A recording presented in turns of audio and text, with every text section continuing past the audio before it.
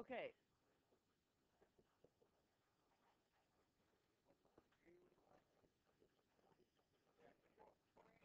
Okay, you guys. This is what chapter, there's really not that much. There are two theorems you must know.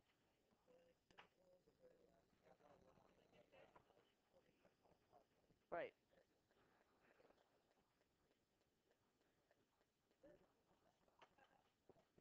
Now, I didn't put yesterday's up, but I will today. Didn't have time. Okay, guys? So you don't really, if you want to take notes because you learn by doing that, fine. But I save all these and I put them up as PDFs, and you can print them out. So if you're one of those that just likes to focus or maybe take notes on things I don't write down or something like that, that's fine. You don't really have to take notes. I'm just going to review this. But it'll be all there up online. This is the extreme values there. Yeah, that's what we're going to do.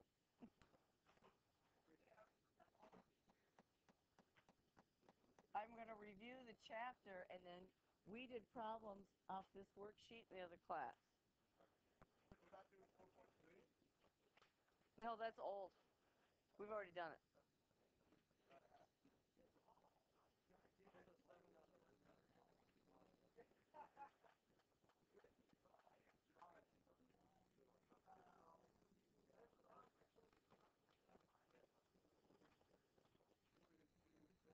Okay, you guys, chapter 4 is applications of derivatives. Okay, Casey? And what we do in chapter 4, I have plenty. Okay, what we do in chapter 4 is learn why we use derivatives. Okay, Jack? And we use derivatives to find maximum and minimum values. If you're in business, you want a maximum profit and a minimum loss. Okay? That's one application.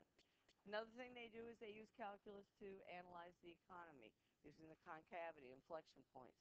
So that's what this chapter is all about. And that's what this little handout here with these problems on it are really finding max and mins. Um, it says on question 1 here, the speed of the particle, no, C. Find the time when the particle reaches its highest point. So you're trying to maximize or minimize something. That's really what this chapter is about. Another way to do it, another application would be the related rates. Okay, so the max-min existence theorem, I believe so. We'll do those tomorrow. We'll do them tomorrow. I don't remember. I'd have to look at it. Okay, girls. Okay, you guys. This is a big theorem. This theorem guarantees we have both a maximum minimum if we manage to meet the conditions. This is a guarantee. This is a promise.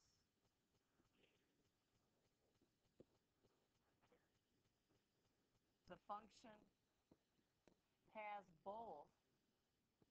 Make sure you answer the question, a maximum and minimum value.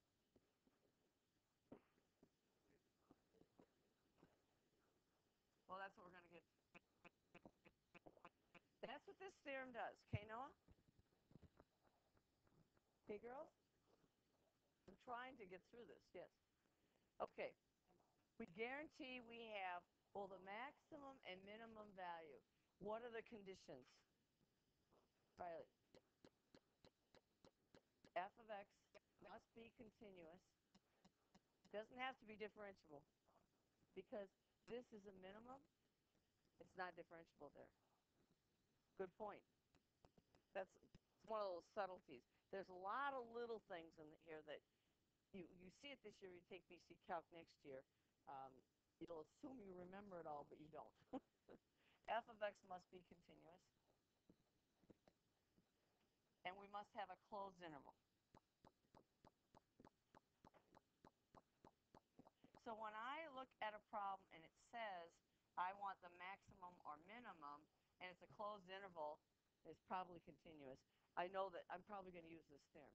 Sometimes you don't, and we'll run into that problem that occurred a couple of years ago, I think, where you actually didn't use this theorem. It was harder. Okay, so the extreme value theorem guarantees I have a max and min, provided you have a continuous function and you have a closed interval. Differentiable means that you can find the derivative. You cannot find the derivative on this because the slope on the left is a -1, slope on the right is a +1, and because it's a limit, this limit does not equal that limit, so the limit does not exist. Remember that about limits. If we have time, I can do that, but there are videos up online on that. Okay. If we have that situation, where do we find our max and mins? We find the max mins at endpoints, right? And at critical points. Now, where are the critical points? When f prime is 0 or f prime is undefined. That's right. Those are always your critical points when your function is 0 or undefined. That's what you're looking for. Because that's the place where my function, be it a derivative or second derivative or the function itself, can change signs. It's always. And if it changes sign, then you have a max or min. Okay, so we find our max mins at these places. So I have to find my candidates. These are the candidates.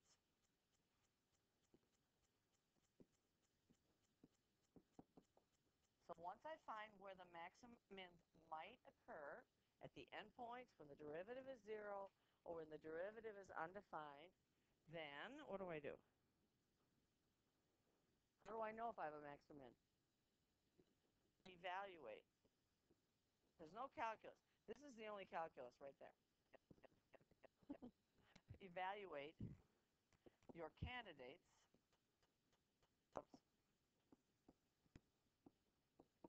in the function.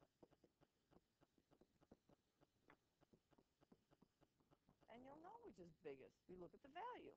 Whatever's biggest value is your max. Whatever's the smallest value is your minimum. Now, what I didn't like about the book on this section was they didn't give you closed intervals. So if you don't have a closed interval, you can't use this theorem. Then you have to know what the function looks like. You have to have more information. Either they'll give you a picture or it will be a graphing calculator problem.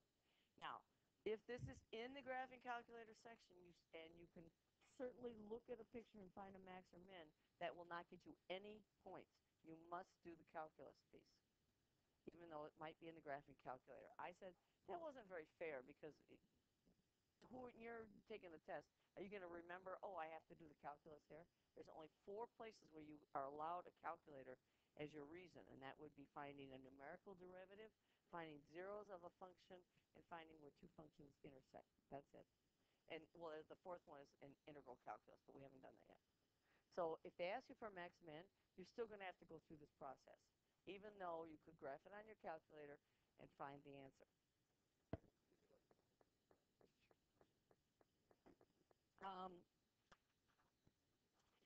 We can take something out of the homework.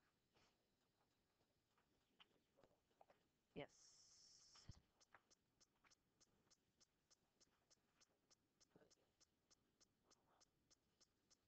Now they're going to ask for the max, or they're going to ask for the minimum, or they might ask for both, and it's always the global one then.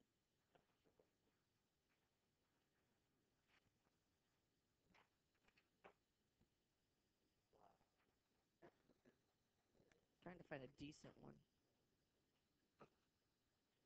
Well, let's do 13.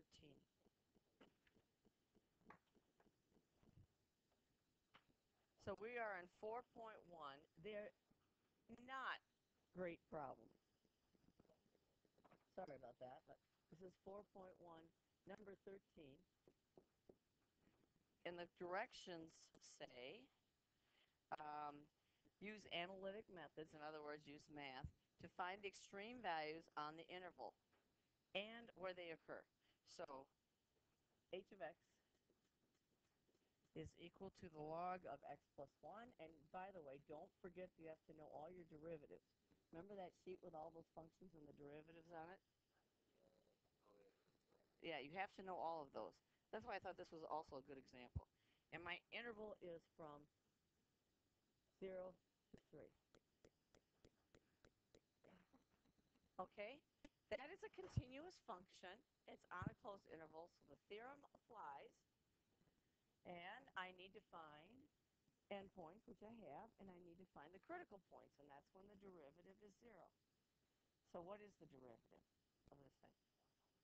1 over x plus 1. So the critical points is when h prime of x is equal to 0 or undefined. Is it ever 0? No, you can't make that 0 because the numerator has to be 0. Numerator is 1, it's not 0.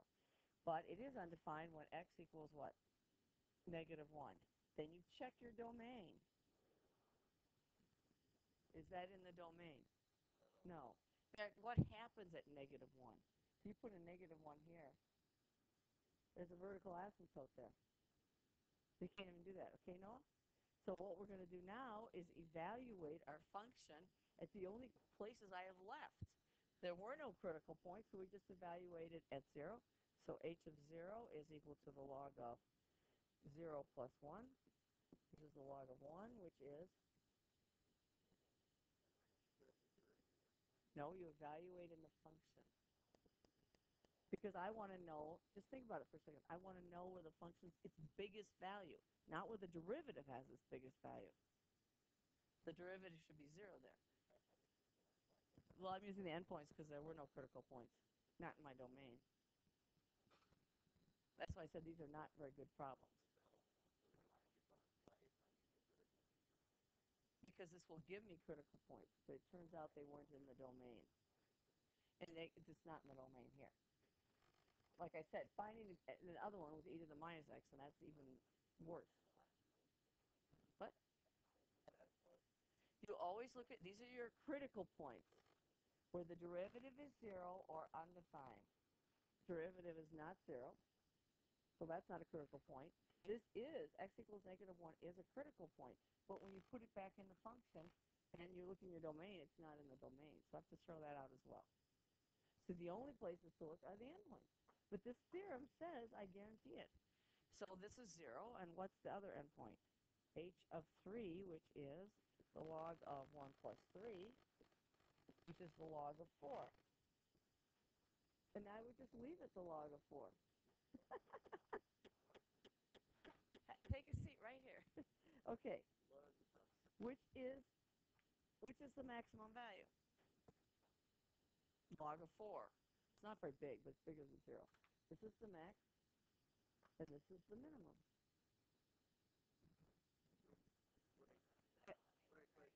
And it says, and where?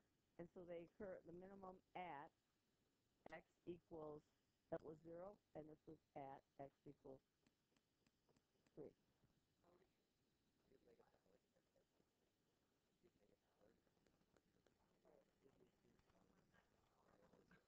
It's 1 over x plus 1.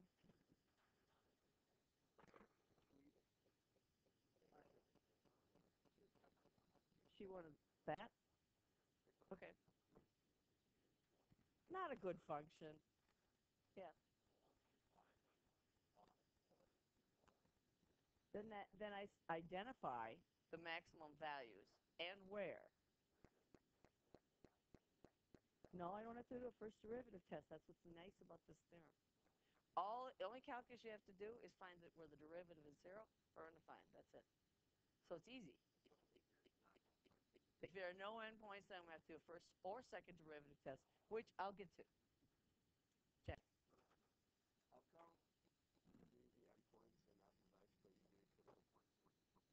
I would evaluate a critical point. I would evaluate h of negative 1, but it's not in the domain.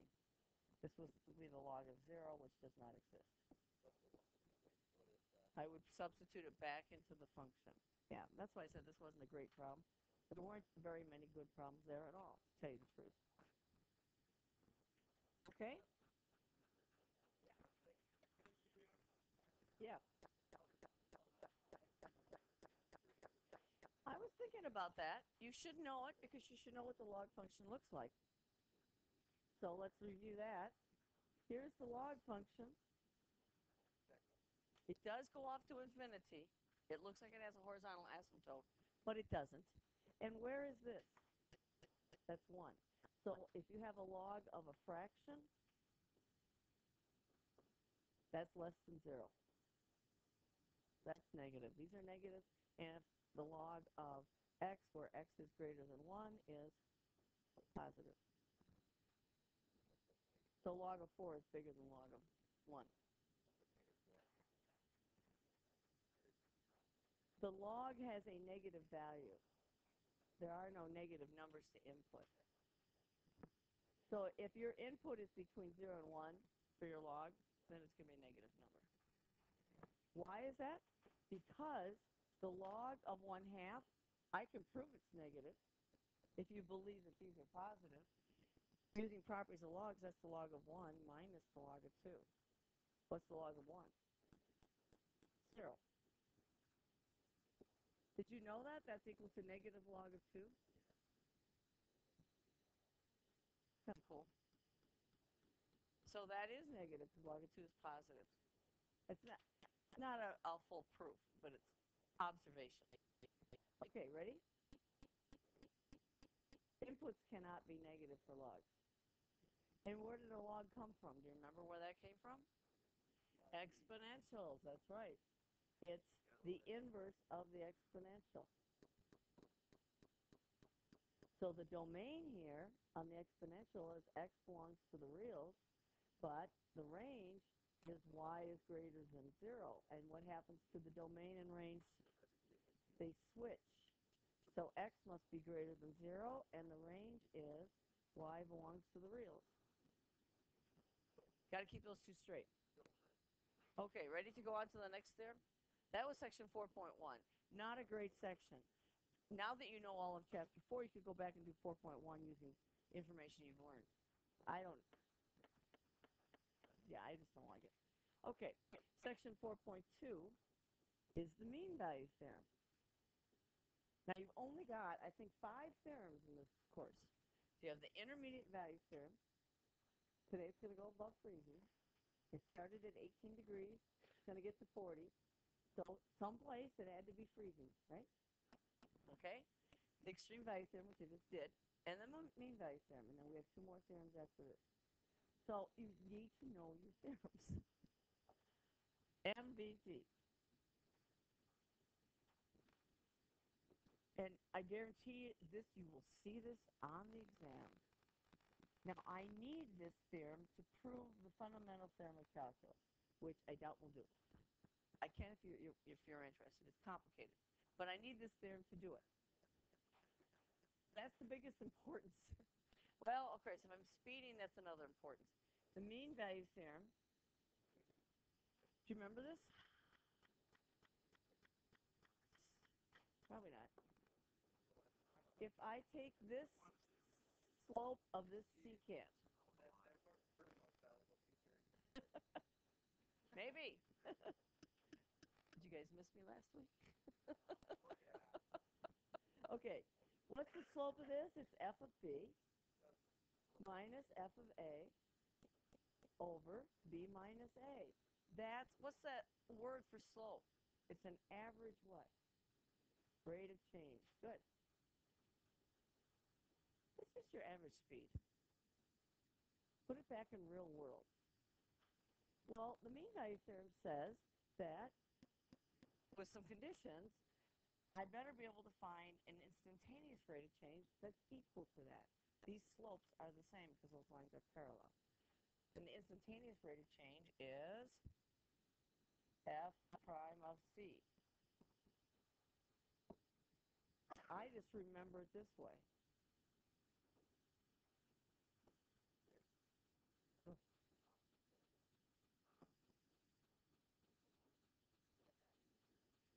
This one's an average, this is an instantaneous.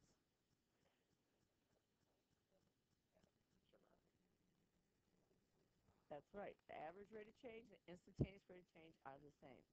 So we have f prime of c equals f of b minus f of a over b minus a. That's the mean value theorem. But they're going to ask you if that can happen. They might ask you if that can happen. And before you do that, you have to decide if the mean value theorem applies. Do you remember what has to be true? The function must be differentiable where? In the interior. Must be differentiable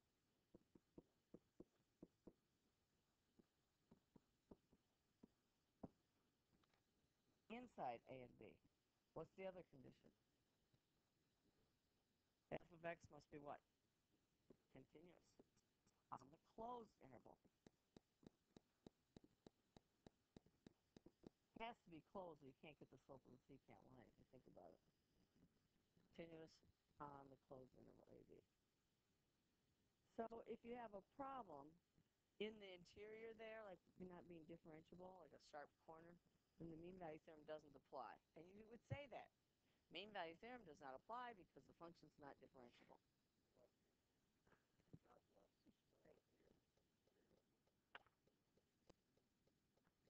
And that's all that is.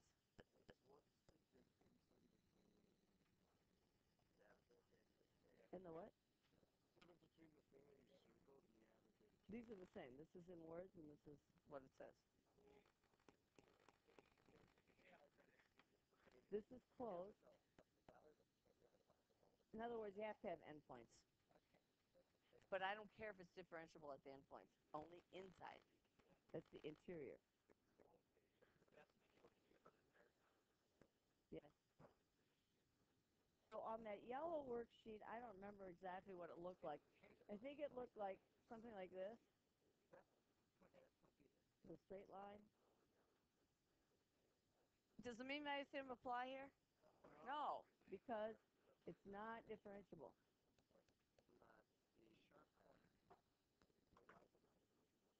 Because the slope from the left does not equal the slope from the right.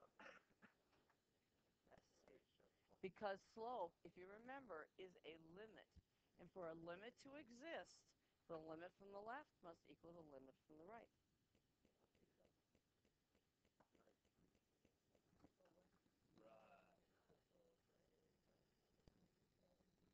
Well, they might ask you to use it directly. In this case, if this is my speed, this is my average speed, that's my instantaneous speed. So if my average speed is 80 miles per hour, then that means I had to be reading 80 miles per hour on my speedometer. Which means I'm speeding unless I'm in Egypt, because there are no speed limits. They'll usually say mean value theorem. Or they might ask, find the average rate of change, find the instantaneous rate of change. And you would just follow the directions. That's not, it's easy. Well, I can't. Never mind. It's not. Yes. I'm listening.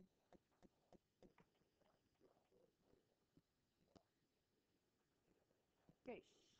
Can't hear Noah. Oh, what line?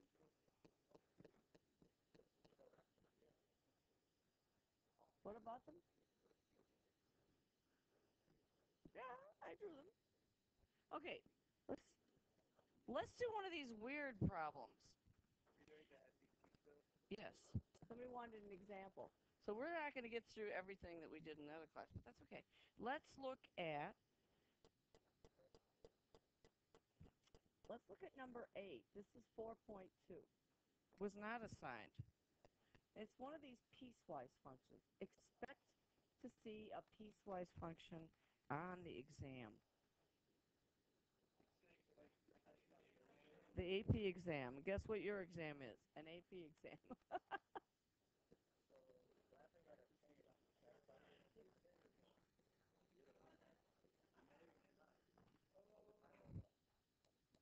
And this was kind of a nice little review problem. This is not an easy problem.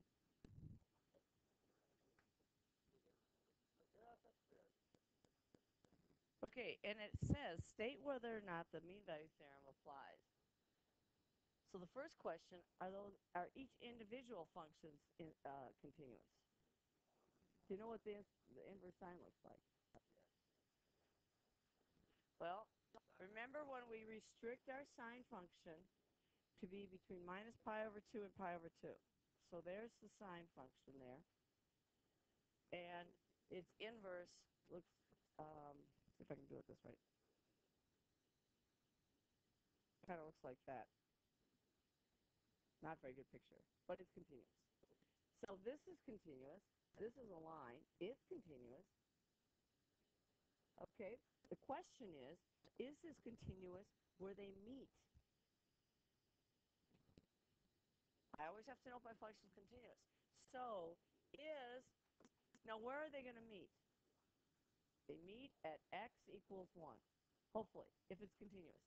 So is the inverse sine of 1 equal to 1/2 plus 1? That's the continuity piece. You first see if these two things are going to be the same where they meet up. Now, you probably don't know how to do that, but inverse sine, what's this going to be? This is going to be 1 1/2, right? 3/2? Is the inverse sine of 1 equal to 3/2? Okay, what I do with inverses, because I don't know what they are, it's an angle. So this is theta. So that means the sine of theta is equal to 1. Because that's what an inverse truth function is. It's the angle. So the sine of what angle equals 1?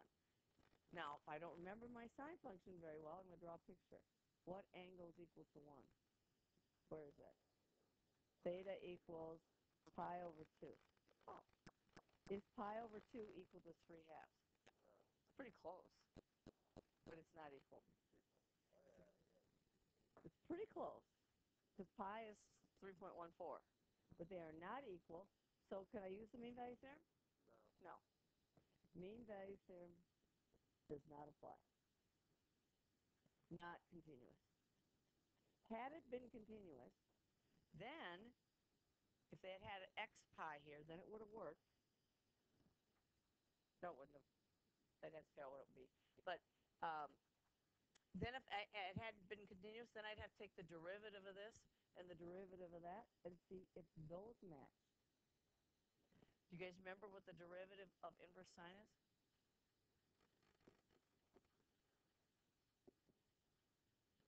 Very good. 1 over the square root of 1 minus x squared. Okay, so you're going to have to know those. You have to know, remember that list of derivatives I gave you? Yes, you have to know them for your final exam. Honestly, getting ready for this test is like getting ready for your final. It's mostly multiple choice, and I think we have 2 free responses. You will be using a calculator and some. No. Okay. Onward. And then I'd have to see if it's different. If it's differentiable, then I'd have to do more work yet. Yeah. Then you'd have to do this part with the mean value theorem. You'd have to find the derivative, set it equal to that slope at the endpoints.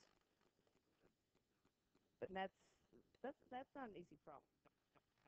Because you'll have to do f of 3 minus f of negative 1 over 3 minus a negative 1. So f of 3, I'd use this function, and f of negative 1, I use that. The minute I saw how complicated it was, I figured something wasn't going to be right. Okay. Those are just theorems. That's it. Section 4.3 is, well, actually, there's a little more in 4.2. Forgot about that. The increasing, decreasing. Now, just draw a picture. This is an increasing function. It's increasing at a faster and faster rate. This is an increasing function, but at a slower rate. Okay? What is true about the derivatives? What's true about the slopes of the tangent lines? They're positive. They're not increasing. This one's increasing. That one's not increasing. It's decreasing. But f prime is greater than 0 means f of x is increasing. That's what you write on the exam. Always justify your answers, even if they don't say anything. I don't trust them. They're always expecting a reason. Okay, this is a decreasing function. What's true about these slopes of the tangent lines? They're negative, aren't they? So f prime is less than 0, and I just figure it out every time. Then f of x is decreasing. So the first derivative tells you if your function's increasing or decreasing. The second derivative tells you about concavity. Now I'm going into 4-3. The way it's arranged is not good. How about this in 4-3? Let's do concavity next. So this is concave up like a cup, and you're happy. So what's true about the second derivative? Positive. Concave up. With tangent lines, yes. And so your tangent line, if it's underestimate or overestimate, is depending on the concavity. This is concave down like a frown, so it's f double prime is negative.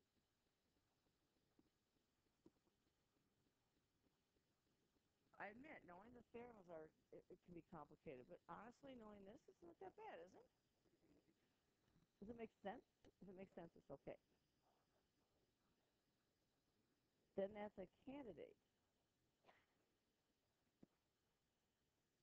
We're going to get there. Those are critical points. Okay.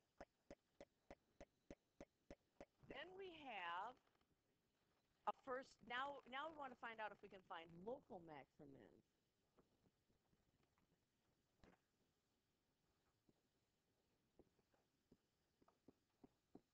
And yes, you do need to know that. The other word is relative.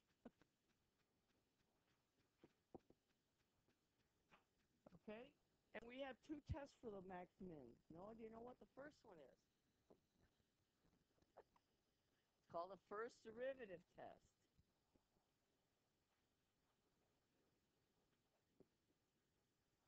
So I don't memorize it. I haven't memorized any of this. If I have a maximum, I can have two situations. I can have this one or this one. It could be the pyramids or the mountains. Okay, that's a maximum. What's true about the first derivative? Positive, and then it's negative. So f prime is positive to negative. That's it. And if I have a minimum, you're going to have to test points on either side of the critical point, which I'm getting there. Okay, what about f prime here? Yeah, and I do the justification first because that tells me what to look for. F prime goes from negative to positive. Okay? And where do we look for the max and mins?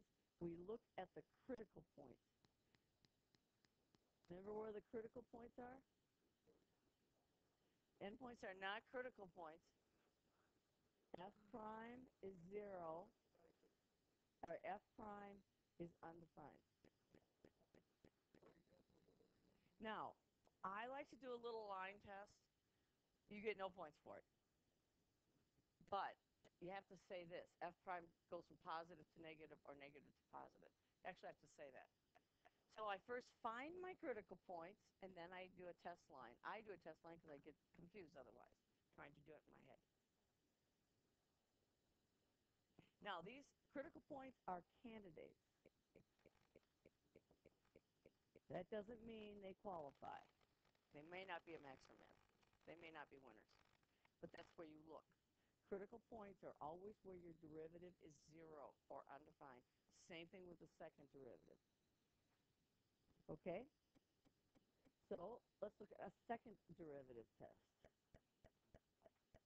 I hope I'm getting everything. Yes? There's right over there. Okay. Second derivative test. Now, you know what? I still have to find those critical points. I still have to do a first derivative. So you still have to find your critical points, your candidates, using the first derivative. Sometimes it's easier to do a second derivative test than it is to do a first derivative test. Depends on how hard it is to get the derivative. And so what would the second derivative tell me? Well, if I'm looking at this, here's my C value. That's certainly a max. I'm going to evaluate my second derivative at my critical points. I'm going to actually write that. Then you evaluate your critical points in F double prime. So if it's a max, what would have to be true about F double prime? Look at the picture. It's concave down, so it's negative. If it's a minimum at this value, then F double prime would have to be positive.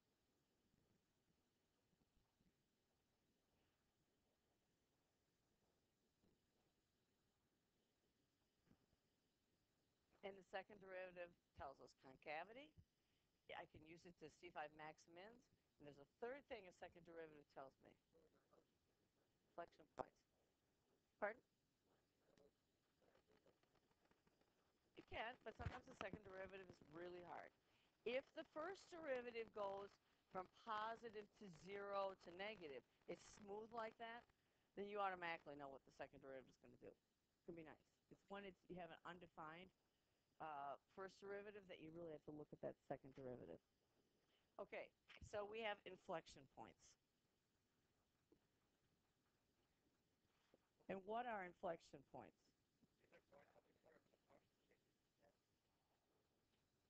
Okay, concavity changes.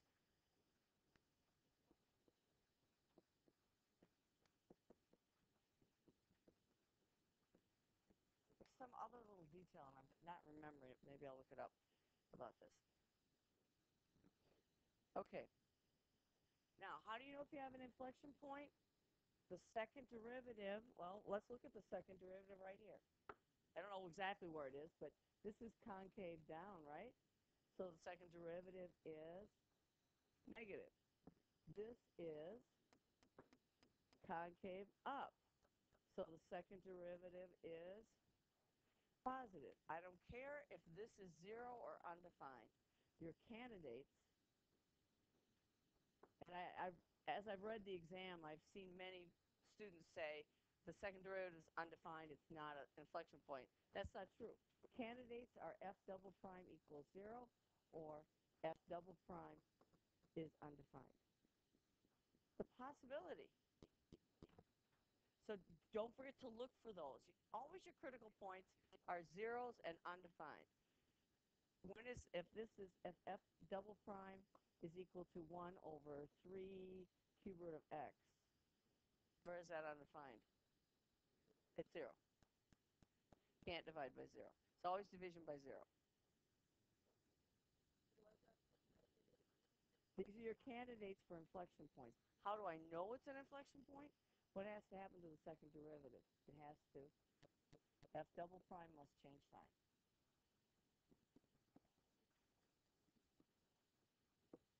That's your proof. So we could take a simple function like the sine function, which is kind of what I almost have drawn up there, and we could look at the second derivative. Do you want to do that? We did that in the other class. I'm going to use function notation, though.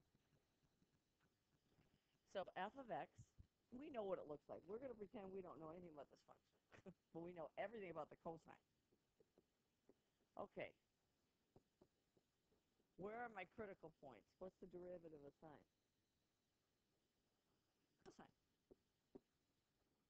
Okay. So we don't know anything about sine, but we know everything about cosine.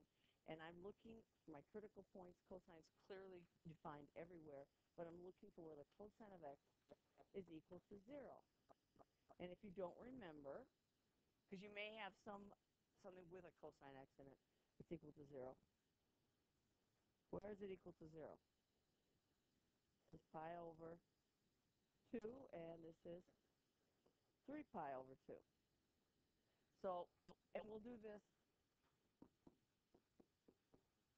we'll close our interval, so otherwise I get infinite number of answers, and I don't want to do that. So x is equal to pi over 2 and 3 pi over 2. Now, something to help you with the first derivative test, this is f prime, is sometimes just to make this a line. So at pi over 2, I have a 0. At 3 pi over 2, I have a 0. This is f prime. What's true about my derivative here, positive or negative? It's above the x-axis. It's positive. Then down here it's negative, and then it's positive.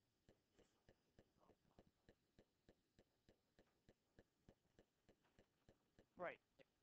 And they do like to throw trig at you, and we really should do last year's problem. Maybe we'll do that tomorrow. Okay, if my derivative goes from positive to negative, then that function looks like that. Therefore, this is a max, because f prime goes positive to negative. What about this one? The function's decreasing and increasing, so this is a minimum. That's the max, and the minimum is going to be this one at 3 pi over 2, because f prime goes from negative to positive. Yeah, we already knew that, right? Because my function's decreasing and then increasing. This is f prime, don't forget. Forget what the function is. We're pretending we don't know anything about it. Okay, what is the second derivative then?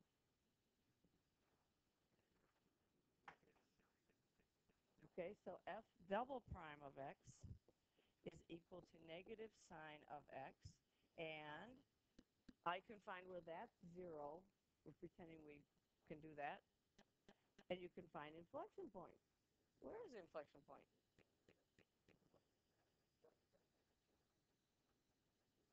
If you just look at the graph here, where's the inflection point? Should be at pi, shouldn't it? When is negative sine of x equal to 0? X is equal to pi. I'm just using something we already knew. Okay. Yes, they are. Okay. So what's the second derivative test? You would take this function here. These are my critical points, and I would evaluate f double prime at my critical points. So if I do f double prime of pi over 2, that's equal to minus the sine of pi over 2. What's the sine of pi over 2? Sine of pi over 2 is 1. That's negative. So my function would be concave down. The sine of pi over 2 is positive, and there's a negative here. So it's concave down, so it's a max. I'm just giving you a simple example of the second derivative test. I would also evaluate my second derivative at 3 pi over 2, which is a negative 1, and the sine of 3 pi over 2 is what? Get the picture. The sine of 3 pi over 2 is a negative 1. We're pretending this came from a function we didn't know anything about. Okay? So this is equal to 1. Therefore, this would be concave up, which would be a minimum. That's how I think through. I have not memorized that. It may look like it, but I'm not. I'm thinking through it. Because I'm dyslexic. And I'll get it all messed up if I try to memorize. Okay, that would be 4-1 through 4-3. The bell's going to ring. That leaves us max mins.